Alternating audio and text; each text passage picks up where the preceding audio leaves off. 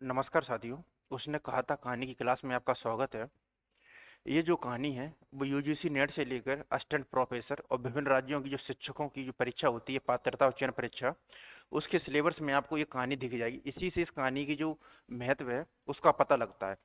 ये जो कहानी है ना सिर्फ हिंदी कहानी बल्कि जो विश्व कथा साहित्य है उसमें भी एक अपना एक अलग ही स्थान रखती है, और विश्व कथा साहित्य को एक नया आयाम देने में भी इस कहानी का है वो बड़ा ही महत्वपूर्ण योगदान है।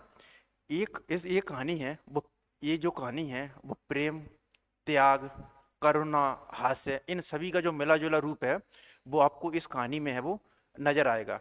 और इसके जो लेखक हैं चंद्रधर शर्मा गुलेरी, इन्होंने अपने जीवन काल में केवल 3 ही कहानियां लिखी थी, सुखमय जीवन, बुद्धू का कांटा और उसने कहा था। यह बात प्रमाणित करती है कि जो किसी भी कवि है उसका जो साहित्यिक अवलोकन है और जो साहित्य कृतियों का जो अवलोकन है वो ना केवल उसकी जो गुणात्मक क्षमता उस पर निर्भर नहीं करता, उसका जो परिमाण है या उसका जो गुणवाचक है उस पर निर्भर करता है। क्योंकि कोई एक लेखक सिर्फ 3 कहानियों के बल पर ही इतना प्रसिद्ध हो जाए, और उसमें से भी सबसे महत्वपूर्ण उसने कहा था कहानी के बल पर इतनी प्रसिद्धि हो जाए, यह विश्व साहित्य में एक आश्चर्यचकित का विषय बनता है। उसने कहा था कहानी का जो प्रकाशन वर्ष है वो 1915 है। आज से करीबन 110 वर्ष पूर्व, 110 वर्ष पूर्व भी प्रेम का इसमें जो त्याग में रूप नजर आता है वो भारतीय संस्कृति के अनुरूप है। और साथ ही इसमें जो सैनिकों की दुर्दशा युद्ध के मैदान में उसका बड़ा ही मार्मिक और सुंदर चित्रण किया गया है। और सबसे खासियत है इस कहानी की वो है रचना शिल्प और भाषा शिल्प को लेकर। 110 वर्ष पूर्व का जब समय है 1915, जबकि खड़ी बोली और हिंदी है अपने प्रारंभिक रूप में उसका जो स्वरूप है वो निखर कर आता है। उस समय ऐसी बड़ी ही मार्मिक भाषा जिसमें कि हास्य व्यंग्य, लोकों के तियों के वाक्यांशों और अत्यंत जो परिमार्जित जो भाषा है वो इस कहानी में देखने को मिलती है, जो कि इस कहानी की जो महत्वता है उसको प्रमाणित करने का प्रयास करती है। तो उसने कहा था कहानी है, ये चंद्रधर शर्मा गुलेरी की कहानी है। आगे बढ़ते हम। लेखक सामान्य परिचय। जो चंद्रधर शर्मा गुलेरी हैं वो आरंभिक जो हिंदी का जो कथा साहित्य है उसमें के प्रमुख कथा साहित्यकारों में शामिल हैं। और इन्होंने अपने जीवन काल में सिर्फ 3 ही कहानियां लिखी थी, सुखमय जीवन जिसका प्रकाशन वर्ष है 1911, बुद्धू का कांटा जिसका प्रकाशन वर्ष है 1914, और उसने कहा था अंत में आती है 1915 जो कि सरस्वती पत्रिका है उसमें प्रकाशित हुई थी। इसके अलावा इन्होंने समालोचक जो पत्रिका है उसके प्रकाशन का भी कार्य किया था। इसके अलावा इनकी 2 बड़ी महत्वपूर्ण निबंध है वो हैं कछुआ धर्म और मारेसु मुहु कुंटा। तो इनकी 3 कहानियां हैं।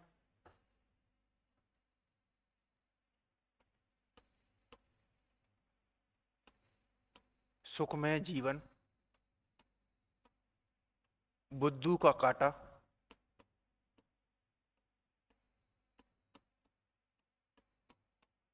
और उसने कहा था।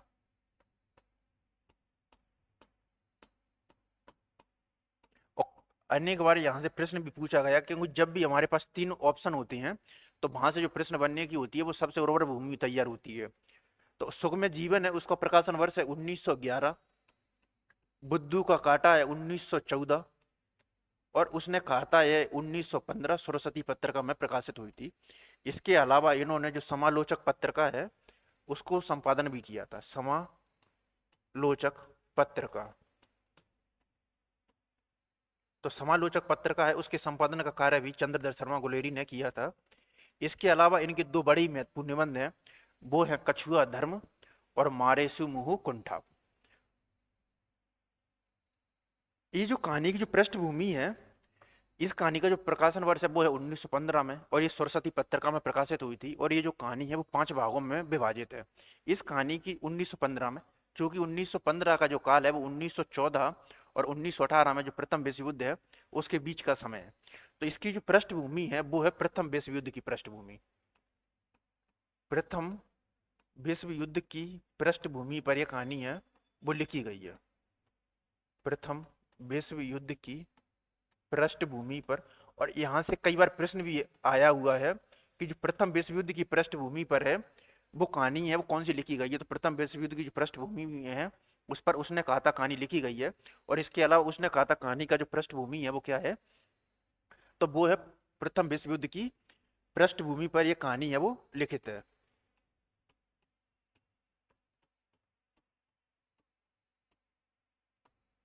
तत्पश्चात हम जो कहानी का जो सारांश है या इसका जो मूल कथ्य है हम उसको संक्षेप में समझने का प्रयास करते हैं।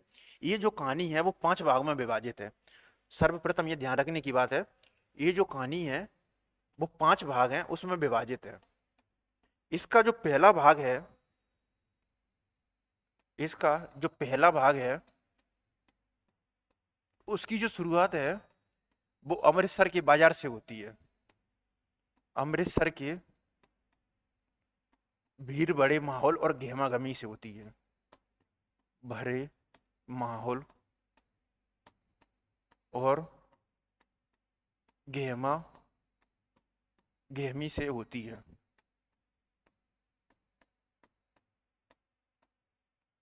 तो इसका जो पहला भाग है उसकी जो शुरुआत है वो अमृतसर के भीड़ भरे माहौल और गहमा गहमी से होती है। और यहाँ पर जो लेखक ने उसने जो अमृतसर के बाजार है उसका इतना बड़ा ही मार्मिक बिंब प्रस्तुत किया है कि जो संपूर्ण जो बिंब है वो पूरे अमृतसर बाजार का है। वो आंखों के सामने वो नजर आता है कि किस तरीके से लोग हैं वो एक दूसरे से सटे जा रहे हैं, और जो दुकानदार वगैरह हैं तो उनका जो सामान वगैरह बेचने का है वो क्या माहौल है। तो जो पहला भाग है वहां पर जो अमृतसर बाजार है उसका बड़ा ही मार्मिक और बिंब है वो लेखक ने उकेरा है।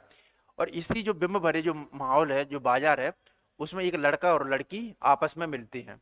उनको प्रथम दृष्टि में जो प्रेम या जो सच्चारा प्रेम है तो उसकी वो शुरुआत होती है।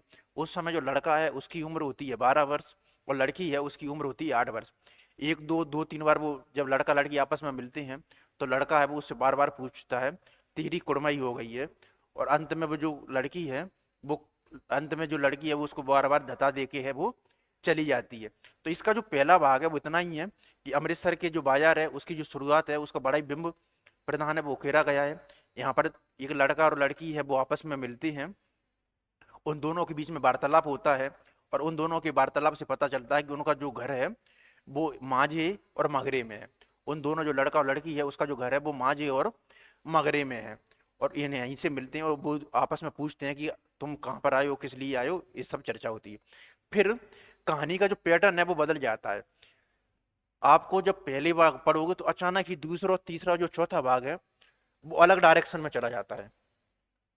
इसका जो दूसरा और जो तीसरा और जो चौथा भाग है उसमें सैन्य विज्ञान,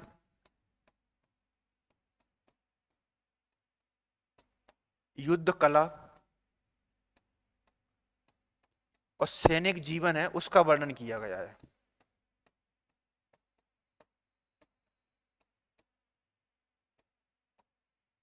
तो जब प्रथम विश्व युद्ध हो रहा था उसमें जो सैनिक हैं वो किस प्रकार जो खंदकों में है उसमें अपना जीवन व्यतीत कर रहे थे, और साथ ही जो युद्ध कला और जो सैन्य विज्ञान है उसका जो बड़ा ही मार्मिक वर्णन है वो तीसरे दूसरे तीसरे और चौथा जो भाग है उसमें किया गया है। यहीं पर विभिन्न प्रकार के पात्र आते हैं, लहना सिंह, बजीरा सिंह, कीरत लहना सिंह, बजीरा सिंह, हजारा सिंह, बौद्धा सिंह इत्यादि की इनकी जो बातचीत है और युद्ध का जो दर्शन है, युद्ध का जो वर्णन है वो बड़ा ही इसमें मार्मिक हो उठता है। तो उसमें कई बार आता है कि जो जो जिस प्रकार की जर्मनी जो फौज थी और उसके जो विपक्ष में अन्य प्रकार की जो फौजें थी वो किस प्रकार एक दूसरे पर हमला कर रही थी और एक दूसरे पर जो कुटराघात है उसका प्रयास है वो किया जा रहा है। इसी भाग के बीच में इसी भाग के बीच में तो जो लहना सिंह की जो रेजिमेंट होती है, सिख रेजिमेंट, उसमें एक होते हैं लप्टन साहब जो कि उनके बड़े अधिकारी होते हैं। और उनके जो भेष में एक जर्मन अधिकारी है वो जर्मन जो सैनिक अधिकारी है वो आ जाता है। तो उसको फिर बाद में जो बौद्ध लहना सिंह है वो पहचान लेता है और इस तरीके से जो अपनी रेजिमेंट है उसको बचाने का प्रयास करता है। इसी बीच में जो जर्मन रेजिमेंट है वो उस सिख रेजिमेंट है उस पर हमला कर देती है। जहाँ जर्मन रेजिमेंट है उनकी संख्या जहाँ 70 है तो भाई इनकी जो संख्या है वो 8 होती है। लेकिन फिर भी उसके बाद है वो जर्मन रेजिमेंट है वो परेशान हो जाती है। लेकिन इन सब के बीच में जो लहना सिंह जो केंद्रीय नायक पात्र है उसको वो है गोली है वो लग जाती है और उसके घाव है वो काफी बढ़ते जाते हैं, लेकिन वो किसी को इस घटना के बारे में बताता नहीं है। और अंत में जब बौद्धा सिंह और हजारा सिंह जा रहे होते हैं तो वो बोलते हैं कि तुम भी गाड़ी में बैठ जाओ। तो वो गाड़ी में वो है वो बैठता नहीं है, बल्कि वो एक बात बोलता है कि सूबेदार ने होरा सिंह को बोल देना कि उसने जो कहा था मैंने वो काम है वो अपना पूरा कर दिया है। फिर ये जो घटना होती है दूसरे और तीसरे और चौथे भाग में फिर पांचवें भाग में इसका पता चलता है और इसको बोला जाता है फ्लैशबैक या पूर्व दीप्ति शैली। तो हिंदी कहानी में ये पहली बार ऐसा होता है जब फ्लैशबैक या जो पूर्व दीप्ति शैली है उसका प्रयोग है वो किसी कहानी में है वो किया गया है। तो जब वो कीरत सिंह की गोदी में है, जब वो बैठा होता है तो वो लेखक कहता है कि जन्म के समय के कुछ समय पहले की स्मृतियां हैं वो साफ साफ आ जाती हैं। तो उसकी जो स्मृतियां होती हैं वो धीरे धीरे आती हैं। तब फिर वहां से उसका जो बिंब है जो पूर्व दीप्ति शैली उसका प्रयोग करता है, क्योंकि उसमें उल्लेख किया गया पांचवें भाग में कि जो इनकी जो फौज होती है उसको वापस है फौजों को बुला लिया जाता है, क्योंकि अचानक है वो युद्ध शुरू हो जाता है। तो बीच में है वो सूबेदार है जो हजारा सिंह है उसका घर मिलता है, और बीच में उन्हीं का जो पत्र है वो मिलता है लैना सिंह को कि जाते समय मुझको भी घर से लेते जाना। तो वो जब वो सूबेदार हजारा सिंह के घर पर जाता है तो वहां पर उसकी एक परिचय महिला से परिचय तो होती है, और ये महिला जो भाई है जो कि अमृतसर बाजार में उससे 25 वर्ष पहले हुए मिली थी। तो इस तरीके से उस समय जो लैना सिंह की उम्र थी वो थी 12 वर्ष, बाद 12 वर्ष, और आज उसकी जो उम्र है वो है 37 वर्ष। तो वो उससे बोलती है ये वाली बात कि जिस तरीके से अमृतसर के बाजार में तुमने अपनी जान पर खेलकर मेरी जान बचाई थी, उसी तरीके से उसी तरीके से मेरे जो पिता हैं, मेरे जो पति हैं और पुत्र है, उनकी जान है वो भी बचाना है। बस यही जो बात है या उसकी जो शर्त है या उसकी जो ख्वाहिश है उसको पूरा करता है वो है लैना सिंह, और उसी में वो अपनी जो जान है वो गवा देता है।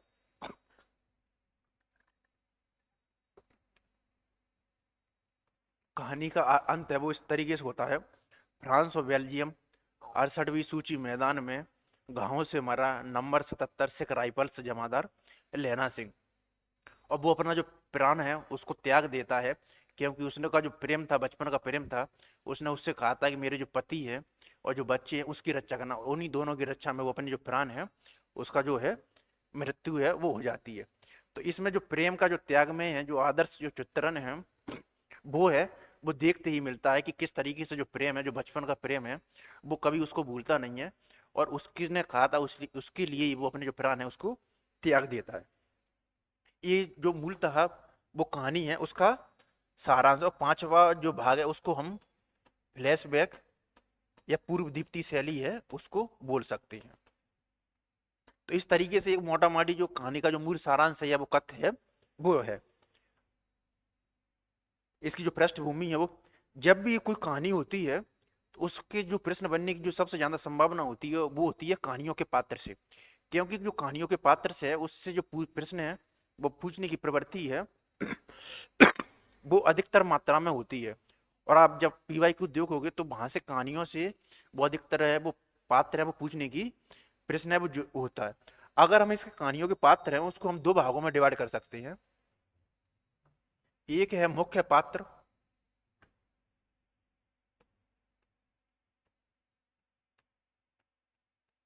और एक है अन्य पात्र।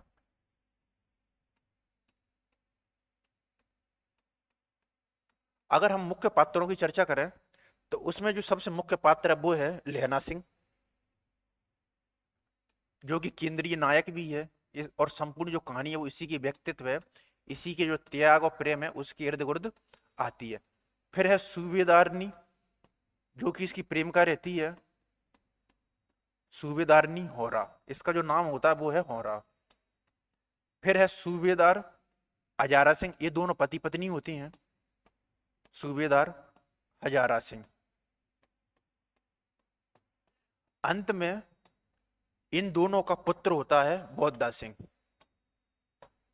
इन दोनों का पुत्र है वो है बौद्धा सिंह। ये भी फौज में भर्ती होता है और इसके साथ में वो लैना सिंह है वो रहता है। तो उस समय जो लैना सिंह का जो त्याग और जो प्रेम है वो खुलकर नजर आता है।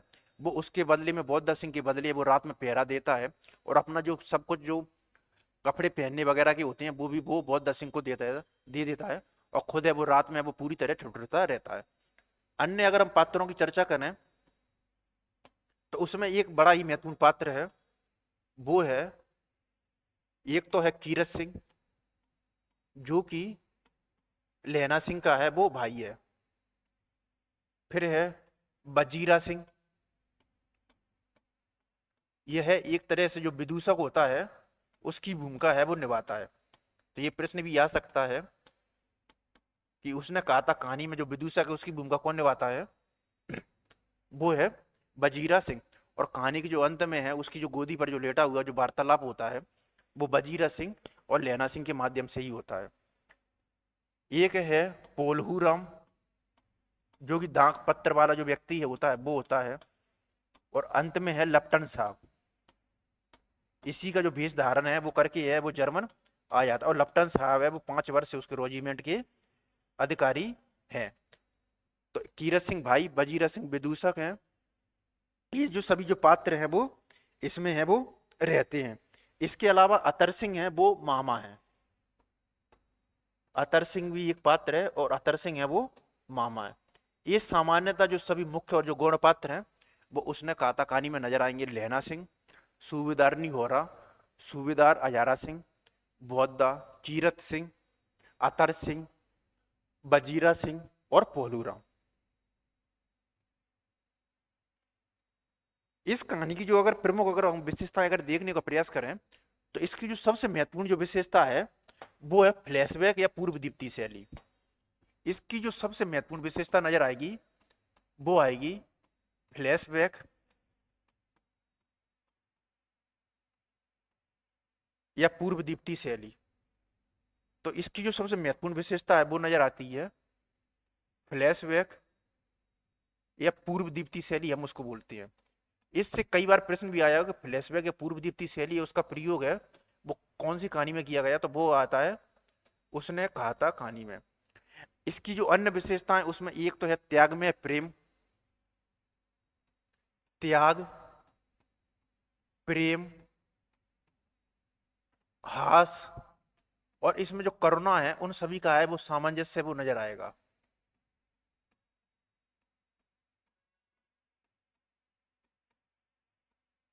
और इसके अलावा एक और जरा महत्वपूर्ण बात है, ये जो कहानी का जो कथ्य है वो विराट फलक पर आधारित है। कहानी का जो कथ्य है वो विराट फलक को समेटते हुए है।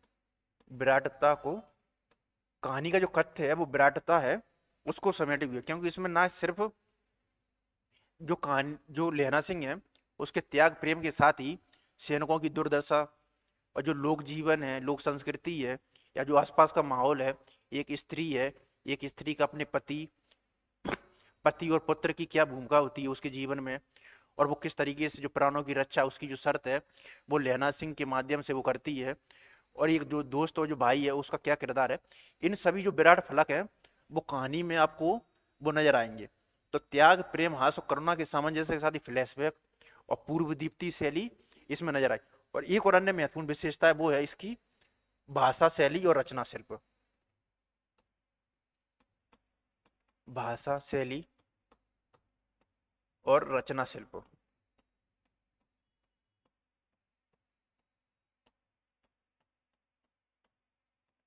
तो इसकी जो भाषा है उसकी जो वाक्य हैं वो सीधे साधे ढंग से हैं। और ये जो कहानी है वो ना केवल बातचीत के माध्यम से बढ़ती है बल्कि इसमें जो पात्रों के जो भाव और मनोभाव है वो किसी भी कहानी के आकार को देने में बड़ी महत्वपूर्ण भूमिका निभाते हैं। उसका बड़ा ही महत्वपूर्ण प्रयोग है वो इसमें किया गया है। इसलिए आचार्य रामचंद्र शुक्ल बोलते भी हैं कि इसमें घटनाएं ही बोल रही हैं, पात्रों को बोलने की जरूरत नहीं है। और इसमें जो प्रेम का जो एक स्वर्गीय स्वरूप है वो झाग रहा है, तो कहीं ना कहीं जो प्रेम का जो उदात्त स्वरूप है वो नजर आएगा। इसके अलावा इसको शामिल करने का मूल प्रयास ये रहा है कि अभी हरियाणा असिस्टेंट प्रोफेसर का एग्जाम हो रहा है, उसका जो एग्जाम है वो लिखित है।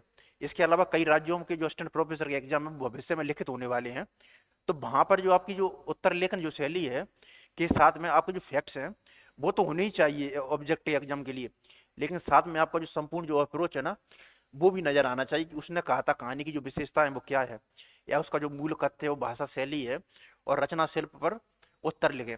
तो वहां पर आपका जो संपूर्ण जो समग्र आयाम है ना वो नजर आता है।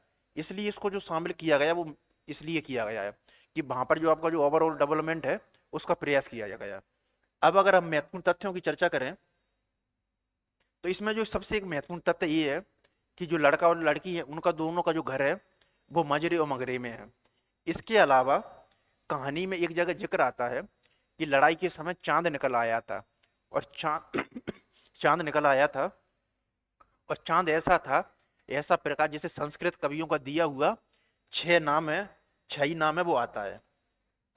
तो चांद के लिए इस कहानी में प्रयोग किया गया है संस्कृत कवियों का 6 ही नाम। और यहां से प्रश्न कई बार आया भी है, संस्कृत कवियों का 6 ही नाम। तो पूछा जा सकता है कि जो संस्कृत कवियों का 6 नाम है वो किसके लिए है, वो है चांद के लिए।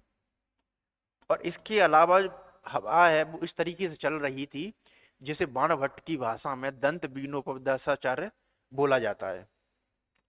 हवा है वो इस तरीके से चल रही थी जिसे बाणभट्ट की भाषा में दंत बीनोपदेशाचार्य बोला जाता है। ये दो फैक्ट हैं वो इस कहानी में है, वो बड़े ही महत्वपूर्ण है। तो लड़ाई के समय चांद निकल आया था और ये चांद ऐसा था जैसे संस्कृत कवियों में दिया हुआ 6 ही नाम है वो सार्थक होता है। और हवा ऐसी चल रही थी जैसे कि बाणभट्ट की भाषा में दंत बीनोपदाचार्य। इसके अलावा जो लप्टन साहब थे वो लहना सिंह की जो रेजिमेंट है उसमें 5 वर्ष से मौजूद थे। और जो लहना सिंह है, जो लप्टन साहब के साहब है, वो जो शिकार खेलने के लिए जाता है उस जगह का नाम है जगाधीरपुर। ये भी बड़ा महत्वपूर्ण बात है, जगाधीरपुर। और वो उस लड़की से जो लहना सिंह है जो बचपन में मिलता है वो पूरे 25 वर्ष के बाद मिलता है। तो लहना सिंह से जब उसकी पुनः मुलाकात होती है वो होती है पूरे 25 वर्ष के अंतराल पर। तो 25 वर्ष का जो अंतराल है वो उसकी पुनः मुलाकात होती है 25 वर्ष के अंतराल पर। और लहना सिंह का जो वो है नंबर 77 सिख राइफल्स जमादार, ये प्रश्न बड़ा महत्वपूर्ण है। नंबर 77 है वो सिख राइफल्स में जमादार होता है लहना सिंह। ये बड़ा ही महत्वपूर्ण फैक्ट है कि जब जो लहना सिंह है वो नंबर 77 सिख राइफल्स है वो जमादार होता है, उसमें जमादार की पोस्ट पर है वो होता है। तो हवा बाणभट्ट की तरह दांत बीनोपदाचार्य की तरह चल रही थी। 25 वर्ष के अंतराल पर वो लड़की से है वो पुनः मिलता है। और जो लप्टन साहब है वो 5 वर्ष से उसकी जो रेजिमेंट है उसमें आते हैं। जगादीरपुर का स्थानों का उल्लेख है। इसके अलावा इसमें एक महत्वपूर्ण तथ्य ये है, इसमें लुधियाना, अमृतसर, जगादीरपुर और जो लायलपुर वर्णन है इन स्थानों का उल्लेख भी हुआ है। क्योंकि कई बार कहानियों में ये प्रश्न भी आते हैं कि उपरोक्त स्थानों का उल्लेख है वो किस कहानी में हुआ है। तो इसमें लुधियाना, जगादीरपुर, अमृतसर और जो लायलपुर वर्णन है इन स्थानों का उल्लेख है वो इस कहानी में हुआ है। अब हम आते हैं आलोचकों के कथन पर। ये कहानी जो है वो हिंदी साहित्य में इतना महत्वपूर्ण योगदान स्थान रखती है कि इस पर है वो विभिन्न आलोचकों की जो कथन है वो कहे गए हैं। यही कारण इन आलोचकों से जो प्रश्न है वो भी आते हैं। इसमें जो सबसे महत्वपूर्ण है वो है आचार्य रामचंद्र शुक्ल। आचार्य रामचंद्र शुक्ल का हिंदी साहित्य का इतिहास का जो पुस्तक है जिसका जो प्रकाशन वर्ष है वो है 1929। उसमें उन्होंने आचार्य रामचंद्र शुक्ल ने उसने कहा था कहानी के ऊपर 8 से 10 लाइनें लिखी हैं। उसके मतलब 2 अलग अलग जगहों पर लाइनें मिलती हैं। उससे आपको विभिन्न प्रकार के नेट, जीआरएफ और असिस्टेंट प्रोफेसर के जो एग्जाम होती हैं वहां से प्रश्न देखने को मिलता है। इनकी जो सबसे महत्वपूर्ण लाइन है वो है कि इसका जो प्रेम का जो इसमें प्रेम का एक स्वर्गीय स्वरूप है वो झांक रहा है, केवल झांक रहा है, निर्जलता के साथ कढ़ा या पुकारता नहीं रहा है। कहानी भर में कहीं भी प्रेम का जो स्वर्गीय स्वरूप है वो है नजर नहीं आता। इसके अलावा इसकी जो घटनाएं है बोल रही हैं इसमें पात्रों को बोलने की जरूरत नहीं है। फिर है डॉक्टर नगेंद्र। डॉक्टर नगेंद्र बोलते हैं कि इस कहानी की जो शुरुआत है वो चंचलता और मधुरता से होती है, पर अंत में जाकर वो जो कहानी जो संपूर्ण कहानी है वो संपूर्ण जो रस है उसमें वो डुबो जाती है। रामचंद्र तिवारी बोलते हैं प्रथम विश्व युद्ध की पृष्ठभूमि पर आधारित होकर लिखी गई यह कहानी आधुनिक हिंदी कहानी के इतिहास में रचना शिल्प की दृष्टि से बड़ी महत्वपूर्ण कहानी है।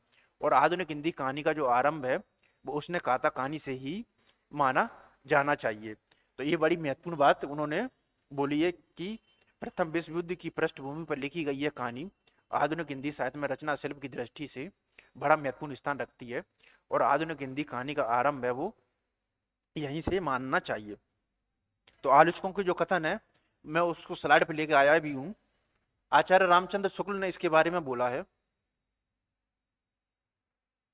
इसमें पक्के यथार्थवाद के बीच, सुरुचि के चरम मर्यादा के भीतर भावुकता का चरम उत्कर्ष अत्यंत निपुणता के साथ संपुटित है। घटना इसकी ऐसी है घटना इसकी ऐसी है जैसी बराबर हुआ करती है, पर उसके भीतर से बड़ी महत्वपूर्ण लाइन है यहाँ से आचार्य रामचंद्र शुक्ल ने, इसमें पक्के यथार्थवाद के बीच सुरुचि की चरम मर्यादा के भीतर भावुकता का चरम उत्कर्ष अत्यंत निपुणता के साथ संपुटित है। घटना इसकी ऐसी है जैसी बराबर हुआ करती है, पर उसके भीतर से प्रेम का एक स्वर्गीय स्वरूप है, वो झांक रहा है। केवल झांक रहा है, निर्जलता के साथ कहा या पुकार नहीं रहा। कहानी भर में कहीं प्रेम की निर्जल प्रगल्भता, वेदना की बीभत्स विवृत्ति नहीं है। सुरुचि के सुकुमार स्वरूप पर कहीं आघात नहीं पहुंचता। इसकी घटना ही बोल रही है, पात्रों को बोलने की अपेक्षा नहीं है। ये बड़ी महत्वपूर्ण लाइन है कि इसकी जो घटना है, इसकी घटनाएं ही बोल रही हैं, पात्रों को बोलने की अपेक्षा नहीं है। और एक ये बड़ी महत्वपूर्ण लाइन है, ये घटना इसकी ऐसी है जैसी बराबर हुआ करती है, पर उसके भीतर से प्रेम का एक स्वर्गीय स्वरूप झांक रहा है। केवल झांक रहा है, निर्जलता के साथ पुकार या करा नहीं रहा है। आचार्य रामचंद्र शुक्ल का एक और कथन है इसमें। उसने कहा था कहानी के बारे में, ये प्रश्न भी आया हुआ है, सादे ढंग से केवल कुछ अत्यंत व्यंजक घटनाएं और थोड़ी बातचीत सामने लाकर क्षिप्र गति से किसी एक गंभीर संवेदना या मनोभाव से पर्यवेक्षित होने वाली कहानी। ये बड़ा ही महत्वपूर्ण कोटेशन है, इसको फिर से पढ़ते हैं। सादे ढंग से केवल कुछ अत्यंत व्यंजक घटनाएं और थोड़ी बातचीत सामने लाकर क्षिप्र गति से किसी एक गंभीर संवेदना या मनोभाव से पर्यवेक्षित होने वाली कहानी। फिर डॉक्टर नगेंद्र ने उसने कहा था कहानी के बारे में बोला कि उसने कहा था कहानी का आरंभ है वो चंचल मधुर है, पर अंत में जैसी ही सारी कहानी रस में डूब जाती है, लहना सिंह के पुरुषार्थी व्यक्तित्व से शक्ति प्राप्त कर अंत में उसके बलिदान की करुणा कितनी गंभीर हो जाती है। शर्त, हास्य, ओज, कारुण्य, इनके मिश्रण से जो इसका परिचय होता है वह अत्यंत प्रगाढ़ और पुष्ट है। फिर रामचंद्र तिवारी ने बोला है, और रामचंद्र तिवारी हैं, उन्होंने आधुनिक हिंदी जो गद्य साहित्य है उस पर बड़ा ही महत्वपूर्ण प्रमाणिक कार्य किया है। तो इन्होंने जो बात बोली है वो किसी भी कहानी या रचना के बारे में वो बड़ी महत्वपूर्ण हो जाती है। और अभी यूजीसी नेट और विभिन्न प्रकार के जो असिस्टेंट प्रोफेसर के एग्जाम हो रहे हैं उसमें रामचंद्र तिवारी से जो प्रश्न पूछने की प्रोबेबिलिटी या संभावना है वो लगातार बढ़ती जा रही है। पहले महायुद्ध की पृष्ठभूमि को लेकर लिखी गई यह कहानी रचना शिल्प की दृष्टि से अपने समय से बहुत आगे की रचना है। आधुनिक हिंदी कहानी का आरंभ है वो यहीं से मान्य होना चाहिए। इसमें निहित त्याग में प्रेम का आदर्श भारतीय संस्कृति की उदात्तता के अनुकूल, बड़ी महत्वपूर्ण लाइन है। इसमें निहित त्याग में प्रेम का आदर्श भारतीय संस्कृति की उदात्तता के अनुकूल है। तो रामचंद्र तिवारी ने बोला है कि पहले महायुद्ध की पृष्ठभूमि को लेकर लिखी गई यह कहानी रचना शिल्प की दृष्टि से अपने समय से बहुत आगे की रचना है। आधुनिक हिंदी कहानी का आरंभ यहीं से मान्य होना चाहिए। इसमें निहित त्याग में प्रेम का आदर्श भारतीय संस्कृति की उदात्तता के अनुकूल है। फिर कोई भी कहानी होती है उसको समग्रता से कंप्लीट करने का होता है। पहले तो हम जो कहानी का जो मूल कथन है उसके बारे में जाने, पात्र है उसके बारे में जाने, उसमें जो महत्वपूर्ण घटनाएं हैं उसको चर्चा करें, फिर उसके जो पात्रों के अलावा उसमें कौन कौन स्थान है उनका उल्लेख करें, और उसमें जो समालोचकों के जो आलोचकों के कथन है वो क्या कहें। फिर अंत में आता है प्रमुख उद्धरण कि उस कहानी में जो प्रमुख उद्धरण है वो क्या कहे गए हैं और कौन कौन से पात्रों के द्वारा वो कहे गए हैं। तभी हमें जो हमारी जो कहानी है वो पूरी समग्रता से कंप्लीट होती है। और इतना करने के बाद गारंटी के साथ इसमें जो प्रश्न है वो गलत होने की जो संभावना है वो नगण्य मात्रा में होती है। तो उसने कहा था कहानी के पात्र हैं, प्रमुख उद्धरण है, बड़े बड़े शहरों के इक्के गाड़ी वालों के जवान के कोणों से जिनकी पीठ छिल गई है और कान पक गए हैं, उनसे हमारी प्रार्थना है कि अमृतसर के बम्बू काट वालों, ये शब्द याद रखना है। पूछा जा सकता है कि बम्बू काट वालों का उल्लेख वो किस कहानी में किया गया है, अमृतसर के बम्बू काट वालों का। तो ये उसने कहा था कहानी में बोली का मरहम लगाएं।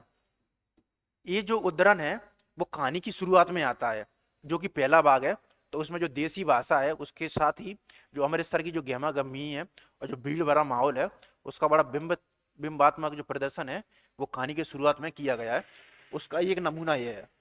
बड़े बड़े शहरों के इक्के गाड़ी वालों की जवान के कोणों से जिनकी पीठ छिल गई है और कान पक गए हैं, उनसे हमारी प्रार्थना है कि अमृतसर के बंबू कांटों की बोली का मरहम लगाएं। फिर उसके पश्चात ये जो संवाद है, जब लड़का और लड़की पहली बार आपस में मिलते हैं तो उनका ये संवाद है, लड़का और लड़की। और यही आगे चलकर लहना सिंह और सूबेदारनी बनते हैं। लड़का की उम्र होती है 12 वर्ष और लड़की की जो उम्र है वो है 8 वर्ष। ये आपसे पूछा जा सकता है कि लड़का की उम्र है वो कितनी है, तो लड़का की उम्र है 8, लड़का की उम्र है 12 वर्ष और लड़की की उम्र है 8 वर्ष। ये लड़का और लड़की दोनों के बीच में वार्तालाप होता है, तेरे घर कहाँ है, मगरे में, और तेरे मांझे में, यहाँ कहाँ रहती है, अतर सिंह की बैठक में, वो मेरे मामा होते हैं, मैं भी यहाँ मामा के यहाँ आया हूँ, उनका घर गुरु बाजार में है। तो ये बड़ा ही महत्वपूर्ण बात है कि जो लहना सिंह है वो अमृतसर में किस लिए जाता है, तो वो मामा के यहाँ पर जाता है और लड़की भी मामा के यहाँ पर जाती है, और दोनों का जो घर है वो है मगरे और मांझी में। तो ये जो उद्धरण है ना, ये सिर्फ उद्धरण नहीं है, ये महत्वपूर्ण तथ्य हैं और यहाँ से जो प्रश्न है वो बनते हैं, इसलिए यहाँ मैं इन उद्धरणों को लाया हूँ, ना कि वैसी उठा के जो उद्धरण है वो पेश कर दिए गए। तो ये पहला जो लोक संस्कृति है और जो लोक भाषा है उसका जो क्षेत्रीय भाषा है उसका बड़ा ही मार्मिक वर्णन किया गया। ये फिर जो संवाद है, जब हम कोई भी प्रश्न है का उत्तर है जब लिखते हैं, जैसे हरियाणा स्टैंड प्रोफेसर का, तो उसमें अगर आ गया कि इसका जो रचना शिल्प है और जो भाषा शैली उसका वर्णन कीजिए, अगर वहां पर आपने अगर इन जो संवाद हैं इसका उल्लेख कर दिया तो एग्जामिनर है वो प्रश्न की वो है वो एक तरह से बौछार है वो कर देगा। अगला उद्धरण है, कुछ दूर जाकर लड़के ने मुस्कुराकर पूछा, तेरी कुड़मई कुड़माई हो गई है। ये बड़ी ही महत्वपूर्ण लाइन है और आपसे कई बार ये प्रश्न आता भी है कि तेरी कुड़माई हो गई है, इसका जो उल्लेख है वो किस कहानी में आया है, तो तेरी कुड़माई हो गई है, कुड़माई हो गई, ये जो उल्लेख है ये उसने कहा था कहानी में आया है। इस पर लड़की कुछ आंखें चढ़ाकर धता कहकर दौड़ गई और लड़का मुंह देखकर रह गया। तो इसमें जो महत्वपूर्ण बात देखने को मिलती है वो है तेरी कुड़माई हो गई है।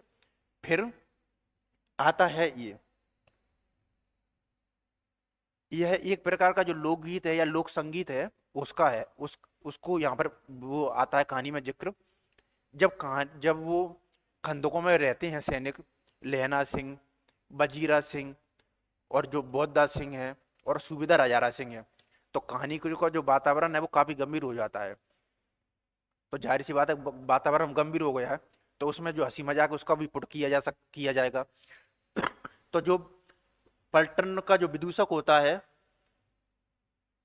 बजीरा सिंह, वो बोलते हैं कुछ गाया जाए, तो बाद में फिर वो बोलता है बजीरा सिंह, तो वो इस जो लोकगीत है उसको गाता है, दिल्ली शहर ते पिसोर न जांदिए, कर लेना लौंगा दो बपार मारिए, कद्दू बनाया भी मजेदार गोड़िए, हुड़ लाना चटका दे कोंदिए।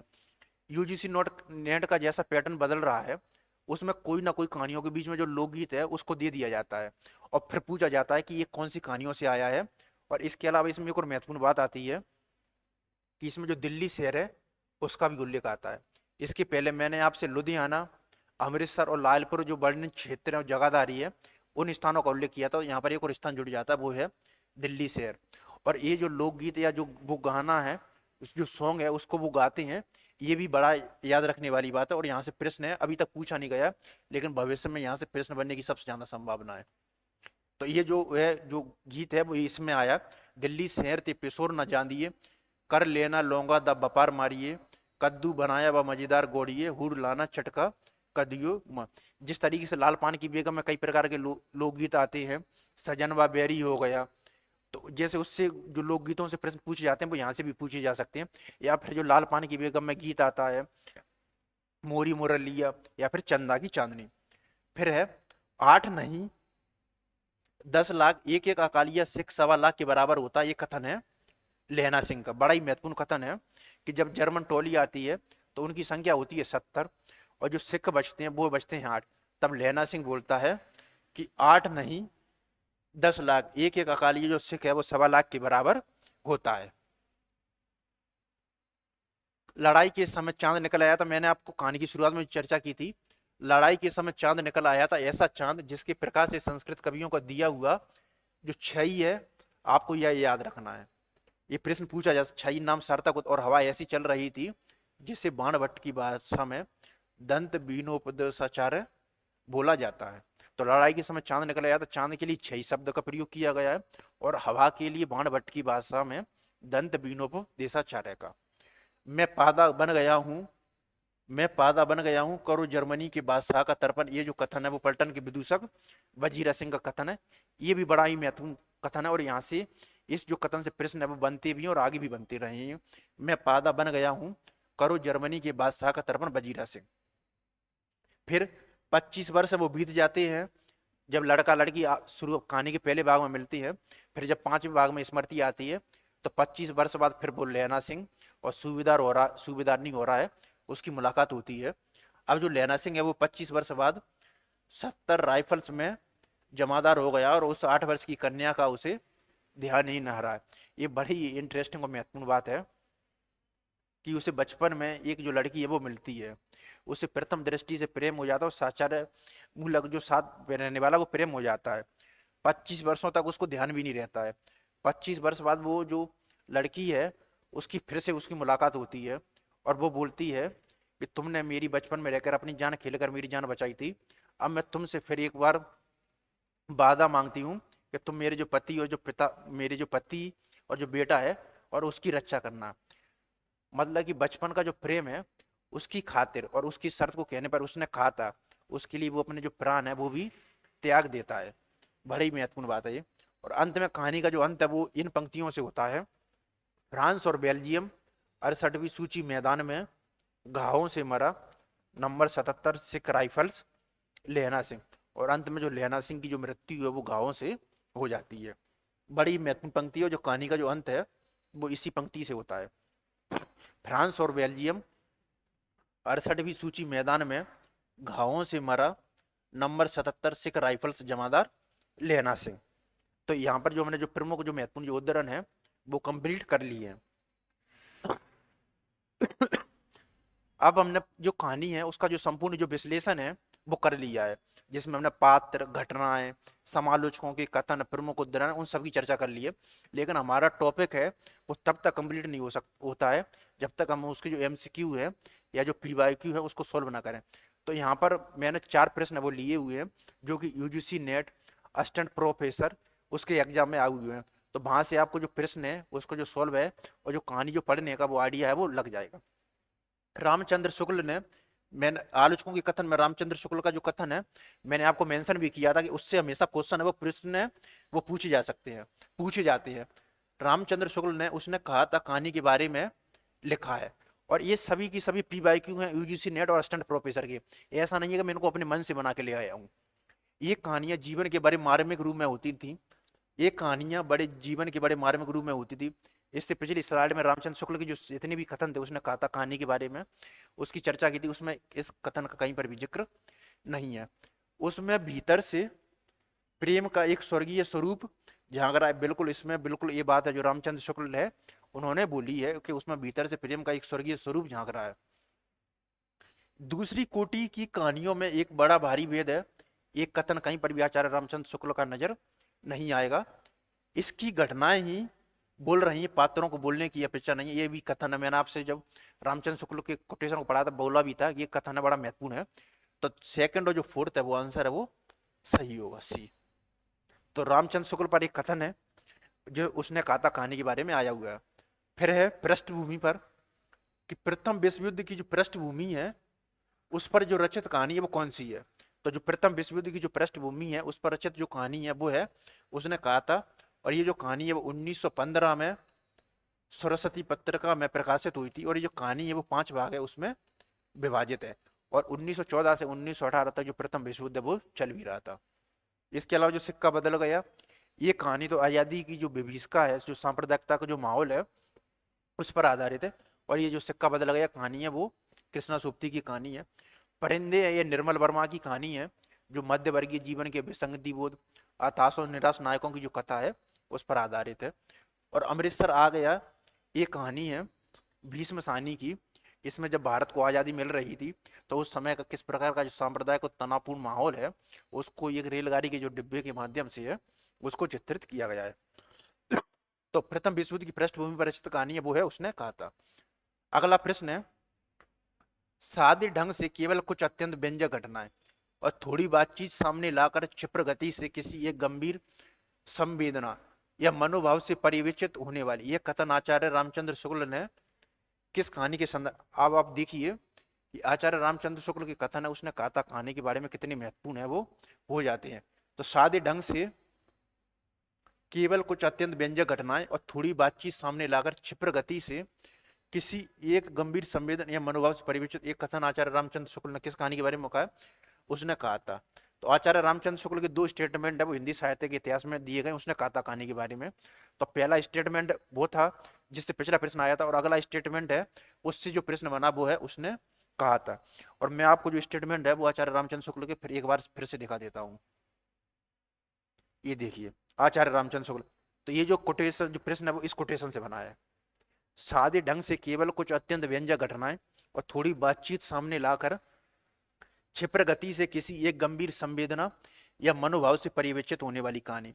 और जो पहला प्रश्न बना था वो था घटना इसकी ऐसी है जैसी बराबर करे और भीतर से प्रेम का एक जो स्वर्गीय स्वरूप है वो झांक रहा है। इसकी घटना ही बोल रही है, पात्रों को बोलने की जरूरत नहीं है। तो आचार्य रामचंद्र शुक्ल की जो कोटेशन उसने कहा था कहानी के बारे में कितने महत्वपूर्ण हो जाते हैं। अगला प्रश्न है, चंद्रधर शर्मा गुलेरी द्वारा रचित। तो जब हमने जो कहानी जो शुरुआत है वो लेखक हैं चंद्रधर शर्मा गुलेरी, उन्हीं के बारे में की थी कि उन्होंने कहानियां क्या लिखी हैं, निबंध क्या लिखे हैं, या उसके अलावा जो पत्र पत्रिकाएं उनके संपादन है वो क्या किया। तो चंद्रधर शर्मा गुलेरी द्वारा रचित कहानी नहीं, ये पूरे के पूरे जो चारों प्रश्न है वो PYQ है। उसने कहा था उनकी कहानी है सुखमय जीवन, ये उनकी पहली कहानी है जिसका प्रकाशन वर्ष 1911 है। बुद्धू का कांटा ये इनकी बड़ी महत्वपूर्ण कहानी दूसरी कहानी है, इसका प्रकाशन वर्ष 1914 है। उसने कहा था इनकी कहानी है, इसका प्रकाशन वर्ष है वो 1915 सरस्वती पत्रिका में प्रकाशित हुई थी। इसके अलावा जो कछुआ धर्म है वो चंद्रधर शर्मा गुलेरी का कहानी नहीं है, वो है निबंध। और चंद्रधर शर्मा गुलेरी की दो निबंध है वो बड़े महत्वपूर्ण है, एक है कछुआ धर्म और मारेसु मुंह कुंठाव। इसके अलावा उन्होंने जो समालोचक पत्रिका है उसके संपादन का कार्य है वो भी किया है। तो इस तरीके से हमारी जो उसने कहा था कहानी है वो कंप्लीट होती है। इस कहानी में यहाँ से अब भविष्य में जब भी प्रश्न बनेंगे तो उस ये आज की जो कक्षा है उससे कभी भी बाहर नहीं जाएंगे, क्योंकि जितना इस कहानी के बारे में और कहानी को जितने बारे में व्यापक रूप से यहाँ पर जो क्लास ली गई है वो शायद ही आपको जो अन्य जो क्लासेस हैं उसमें नजर आए। यहाँ पर आपको समालोचकों के कथन, PYQ, महत्वपूर्ण तथ्य, प्रमुख उद्धरण, जितना भी कवर हो किया जा सकता था उन सभी आयामों को उसको कवर कर लिया गया है। तो आज की क्लास अब उसने कहा था कहानी की समाप्त होती है। फिर हम अगली बार जल्द ही मिलते हैं किसी दूसरे विषय या टॉपिक पर जो कि हिंदी साहित्य से संबंधित होगा। धन्यवाद।